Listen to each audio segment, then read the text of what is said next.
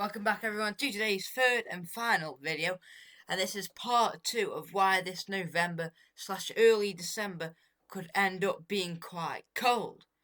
This is a could, by the way. This might not happen at all, but it has been a big topic lately, and it is possible that this could happen. So, this is the NAO index forecast. And we're currently just above average, and we're going to be about there the next couple of weeks. And then we're going to drop off dramatically and start to rise by the end. And this shows that there'll be more northern blocking and more high pressure in the higher latitudes, which favours colder weather for us later on after a month or so. This is the AO, so Arctic Oscillation, and once again, when both drop below average, it's more likely to show a chance of colder weather. These videos aren't going to be very long, they're just short videos to show about it, because we will be doing quite a couple. Once again, we are below average and we're dropping down, as you can see. Slowly rising up by the end, but once again we're dropping below. And when both of them drop below, that is even more sign that they're both negative, that it's even more possible sign for colder weather. This is the Arctic Oscillation. So, this is a longer forecast, and this goes all the way out to December the 13th. So once again, we drop below average, maybe rising a bit here, but then we stay below average, near enough, all the way to December the 14th. This grey shaded area and this black line is the average, because once again, some models are up here showing that that's not going to happen, but then there's a lot of the models that are way below this and going down all the way down here. And once again, a big sign of more northern blocking, hence which means colder weather.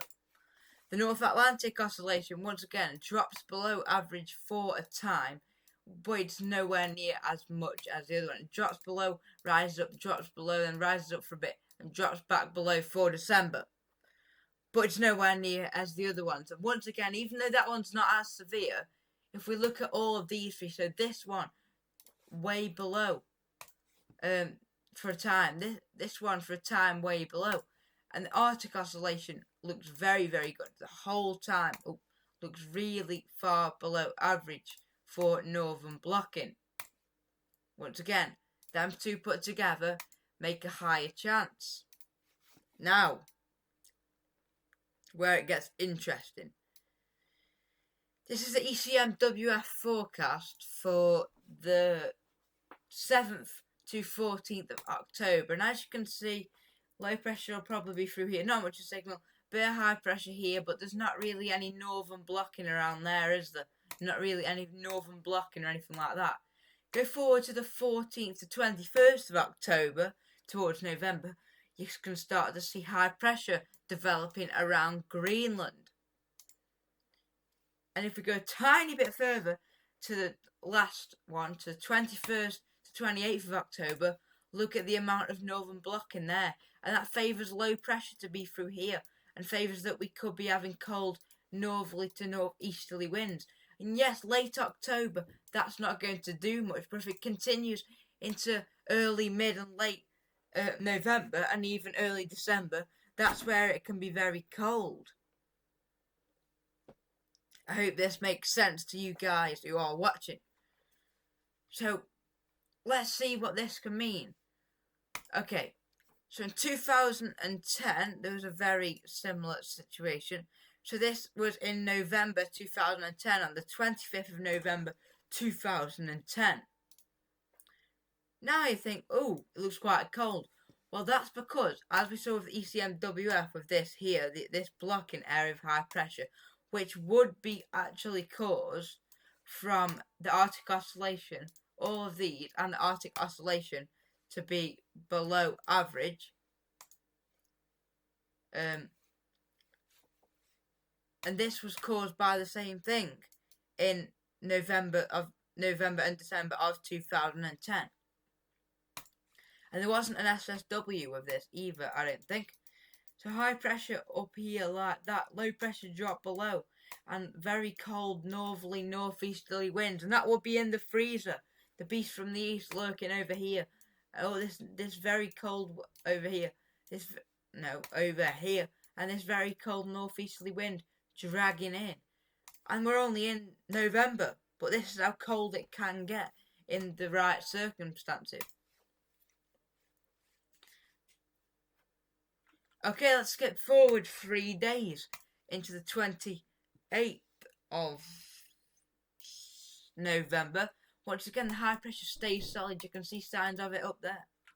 And this shows that this northern blocking will be sustained if it does happen. Low pressure, very strong easterly winds. And if this happened mid-January, it will be a proper beast from the east. With lots of snow showers, deep area low pressure, a lot of snow, very cold, freezing nights, even sometimes in the day, probably not getting much above freezing. And that continues for the whole of December in 2010. It was the December to remember, and even a white Christmas for some places. Okay, that wasn't the longest videos, but it was update 2 of why this November could be quite a cold one. Thanks everyone for watching today's third and final video, and make sure to tune in to the winter forecast main. That is the best part of the channel as we go up to December, November and December. And make sure you tune into the videos what have been out today and tomorrow. And thanks for watching everyone, and we'll see you in the next one. Goodbye. Also make sure to drop a like and subscribe, it helps a lot. Thanks everyone for watching, see you in the next one. Goodbye.